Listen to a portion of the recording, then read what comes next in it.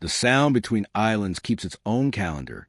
That's what Nora Voss's father used to say, standing at the wheel of the mailboat in the gray hour before the mainland dock came into view, watching the water change color where the cold came up from below.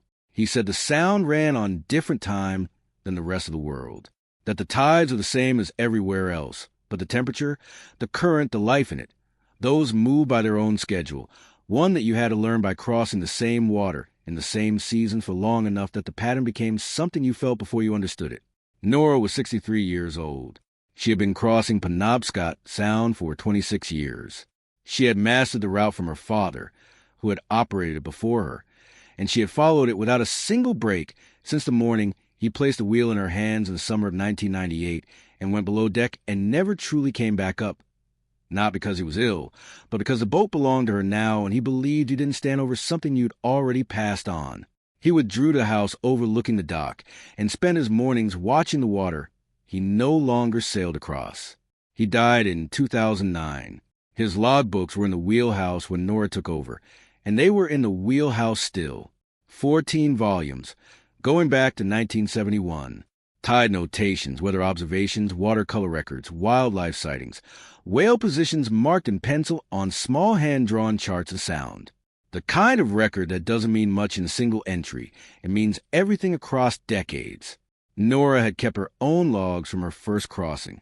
Her father had given her a blank notebook and said, "Write down what the water does, not what you think it's going to do. You'll be surprised how often those are different things." She was still surprised sometimes, which was how she knew she was still learning. The Sound was a deep water passage between two main barrier islands, roughly 4 miles across at its widest. Cold water upwelled seasonally from the basin floor, driven by temperature differentials her father had first documented in the early 1970s. When the cold water came up in late spring, it brought prey. When the prey came, the whales came. When the whales came, you gave them the right of way and planned your transit accordingly, which meant knowing when they would arrive almost as well as they knew themselves. She had been crossing the Sound for 26 years. She knew when the whales came, which was why, in the spring of her 59th year, she noticed they were late, not significantly late, not absent, 2 weeks behind the first year. She recorded it in her logbook and carried on. Delayed springs happened. The upwelling reacted conditions she couldn't always foresee, and the whales followed the upwelling. So if the upwelling fell behind schedule, the whales would as well. The second year, they were 3 weeks late. She went back to her father's logs and then her own, pulling every whale sighting from every May and June crossing since 1971. The pattern was clear. The whales arrived between the third week of May and the first week of June, with almost no variation across 5 decades. The upwelling triggered it. The upwelling ran on the same schedule every year, driven by the seasonal temperature differential between the cold basin water below and the warming surface above. 3 weeks behind schedule was not a late spring. 3 weeks behind schedule was something else. She didn't say anything to anyone. There wasn't anything to say yet. She had 2 data points that deviated from a 50-year pattern, which was interesting but not explanatory. She had learned from her father that the water gave you context before it gave you meaning, and that the difference between the two required patience. The patience was harder than it used to be, because the offshore wind project was coming. She had known about it for 2 years before the environmental review began. The developer, a regional energy company backed by a state clean energy initiative, had been doing preliminary site assessments in the Sound since the previous spring. She had seen the survey vessels, small research boats, mostly, doing bathymetric work and water column sampling in the deep basin. She had noted them in her log with the same brevity she used for whale sightings. Survey vessel in East Basin, 0830, bearing northeast. Survey work was survey work. What she hadn't known, until the state environmental review was announced, was that the developer had selected the deep basin as the installation site for a 47-turbine offshore array. The basin, the same deep water zone where the upwelling originated, the same zone her father had first documented the cold water thermal layer in 1974, was, according to the developer's site assessment, ideal for wind energy installation, consistent wind exposure, adequate depth for fixed bottom foundations, sufficient distance from both island shorelines to minimize visual impact. Nora read the environmental review notice 3 times. She opened her logbook to the whale's sighting data. She remained in the wheelhouse with the engine running at idle, not heading anywhere, until her deckhand Petrie tapped on the door and asked whether everything was okay. She said yes. She told him to cast off. She did not say what she was thinking, because she was not sure yet what she was thinking.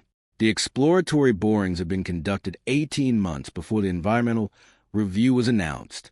4 bore sites in the deep basin, each one penetrating to the bedrock anchor layer required for fixed bottom turbine foundations.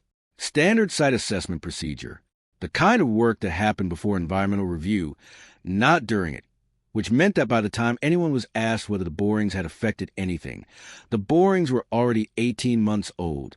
Nora knew about the borings because she had logged the survey vessel that conducted them. Research vessel Aldrich in East Basin, multiple anchor sets, 0700 to 1630, bore equipment visible on deck. She had not known what they were boring into. She had not known there was anything to know about it. What she understood, assembled across 4 seasons of logbook review in one long night with her father's 1974 entry open in front of her, was that the basin floor was not simply deep water over bedrock. Her father had documented a layer.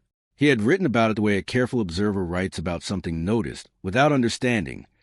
Cold water rising early today. Basin floor must be holding temperature differently than the surface layers. Something dense down there, keeping the cold. He had not known what it was. He had written it down anyway. Nora was not a geologist. She did not know the scientific term for a sedimentary formation that acted as a cold water thermal reservoir, storing and gradually releasing deep cold water to fuel the seasonal upwelling above it. She did not understand the exact process. What she did know was that her father had documented the layer in 1974, that she had been witnessing its effects every spring for 26 years through the cold water upwelling and the whale migration sustained, and that the borings had passed straight through it. She was not certain of this. She was following a line of evidence that began in her father's notebooks and ran through her own logs and arrived at conclusions she couldn't prove. But the whales were late for the 3rd year, this time by a full month. She submitted her logbook data to the State Environmental Review as a formal public comment, not a summary, the actual logs. 14 volumes of her father's records and 26 of her own, totaling 40 years of whale migration timing data for the Penobscot Sound crossing. She included a cover letter explaining the deviation in arrival timing over the previous 3 seasons, the correlation with the upwelling schedule, and the sequence of exploratory borings she had logged in the East Basin. The developer's marine impact assessment arrived in the public record 2 weeks later. It showed no significant disruption to whale transit patterns in the Sound. Nora read it carefully. She understood why. The assessment had been conducted over 14 months, beginning 8 months after the exploratory borings. The baseline period, the window they used to define normal whale behavior in the Sound, started after the timing deviation she had been logging. Her data predated their baseline by more than 5 decades. The review board had no way of knowing that the 14 months they used as a reference showed a pattern that was already different from the 50-year norm, because the 50-year norm was in a wooden box in her wheelhouse, and no one had asked to see it. She made a second submission to the review board, a chart this time, a single sheet hand-drawn, showing whale arrival timing from 1971 to the present, with a deviation beginning 3 years earlier marked clearly. She wrote a 1-paragraph explanation at the bottom. She kept it short, the way her father had taught her. Say the thing plainly and let people decide. The review board acknowledged receipt. They did not change the assessment. Construction was approved. She told herself she could be mistaken. This was more difficult than it ought to have been, because she had spent 26 years being correct about this Sound, and certain it was a kind of muscle that weakened when you question it too often. But she had been mistaken before as well, had confused a late fog bank for a weather front, had expected a herring run 2 weeks too early one season, and missed it completely. The sea offered no guarantees of expertise. It only rewarded careful observation. Maybe the whales were responding to something else. Maybe the upwelling timing had shifted for reasons entirely unrelated to the borings, a change in the regional temperature gradient, a shift in prevailing current patterns, any number of things she couldn't see from a ferry wheelhouse. The sound was not a simple system. She was not the only variable. She ran the crossing every day and wrote in her log and watched the water. In the second summer after approval, the upwelling arrived 6 weeks late. And when it came, it was thin. That was the word she wrote in her log. Thin. Not a technical term, but the right one. The upwelling she had been crossing through for 26 years had a quality to it. A temperature drop she felt in the air before she could measure on any instrument. A change in the water color from the gray-green of the surface layer to the deep particular blue-gray of cold water coming up from below. It was textured and abrupt, the way boundaries are when two very different things meet. This upwelling was none of those things. It was a softening rather than a boundary, a reluctant cooling rather than a surge. The whales did not come to the sound that summer. For the first time in the data going back to 1971, Nora logged a June with no whale sightings in the sound. She called a marine biologist named Dr. Ames, who worked out of the University of Maine's oceanography program. She had met him 2 years earlier at a coastal fisheries forum where she had submitted the logbook data as part of a different context entirely, and he had spent 20 minutes asking her questions about her father's temperature records before she had to leave to make the afternoon crossing. She described what she had seen over 4 seasons: the delayed upwelling, the thinning, the summer with no whales. He said, "Can I come out on the boat?" He arrived the following Tuesday. He brought a compact CTD instrument, a device that recorded water conductivity, temperature, and depth at different levels of the water column, and he collected measurements at 6 locations across the sound, including 2 positioned directly above the East Basin. He took the readings quietly. He did not say anything for a long time after he collected the data. Then he said, "The thermocline is 15 meters higher than it should be." Nora asked what that meant in plain language. He said it meant the cold water layer that drive the upwelling had shifted upward. It was still there, but it was thinner than he would expect, and it was sitting higher in the water column than it should be for the time of year. If the thermal reservoir beneath it had been compromised, if the dense cold water substrate had been breached in some way, you would expect to see exactly this pattern. The reservoir would slowly lose its capacity to maintain the temperature differential, and the upwelling would weaken and shift upward before eventually becoming insufficient to drive the migration pattern above it. He said he would need to do more sampling. He came back 3 more times over the following 2 months. What he found, across 4 sampling sessions, was consistent with what Nora had been logging from the surface. The thermal reservoir in the East Basin showed clear evidence of physical disruption, not catastrophic, not emptied or destroyed, but breached.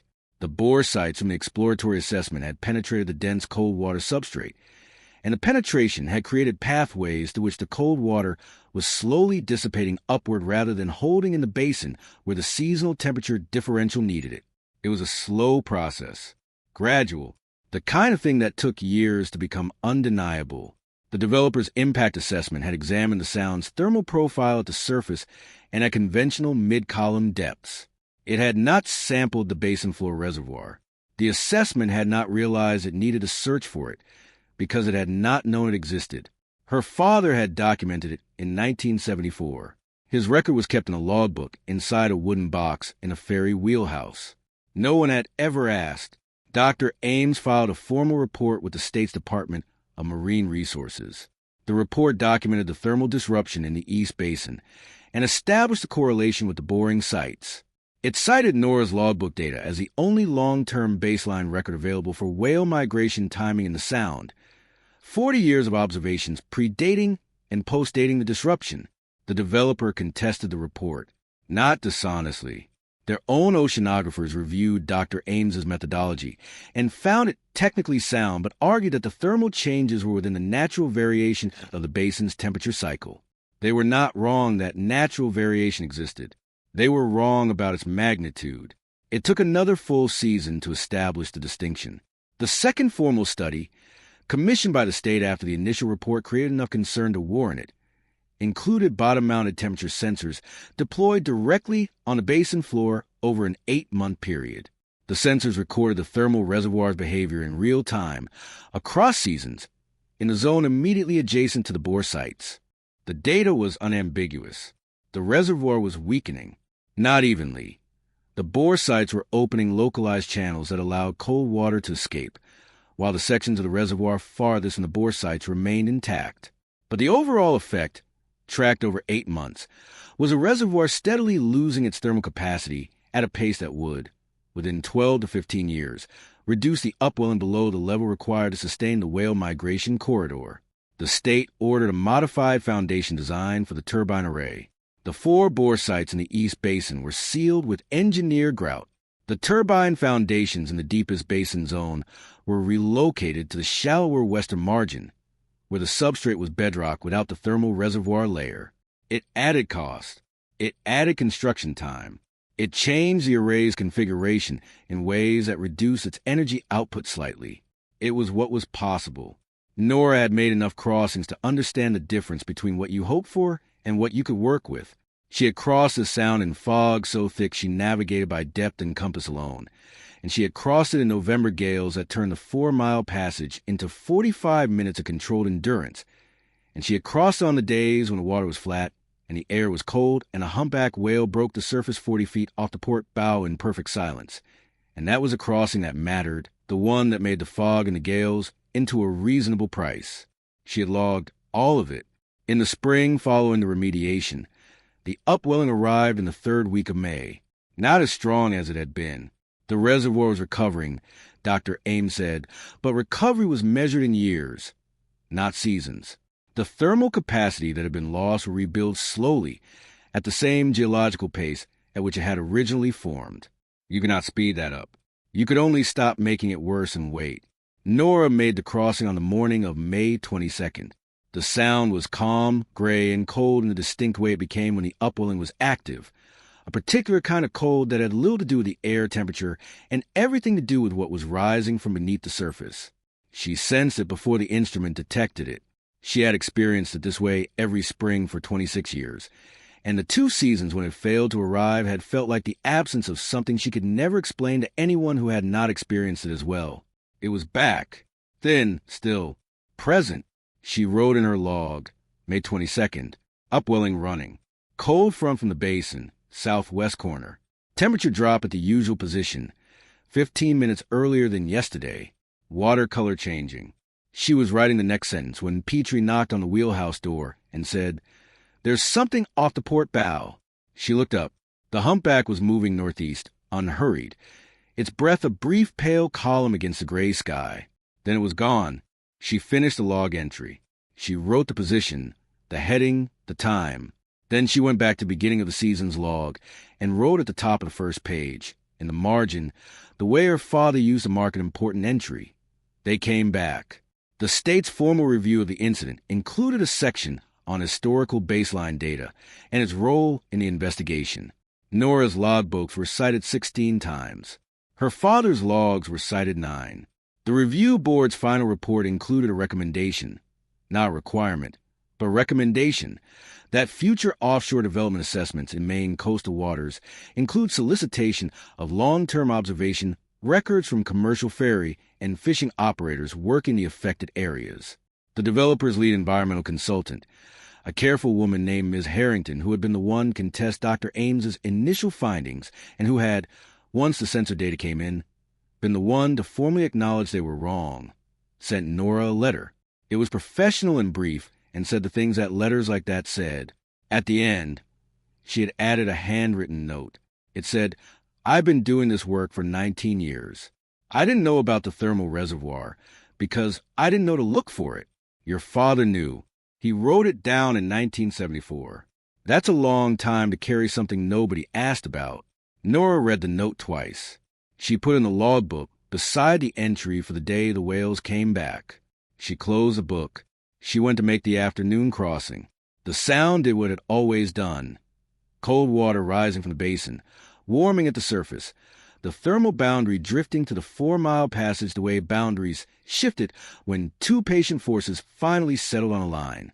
The whales recognized where that line was. They had known it long before anyone thought to record it. Nora's father had written it down in 1974. And somewhere in the sound, in water cold enough to carry the memory of a glacier, the record continued.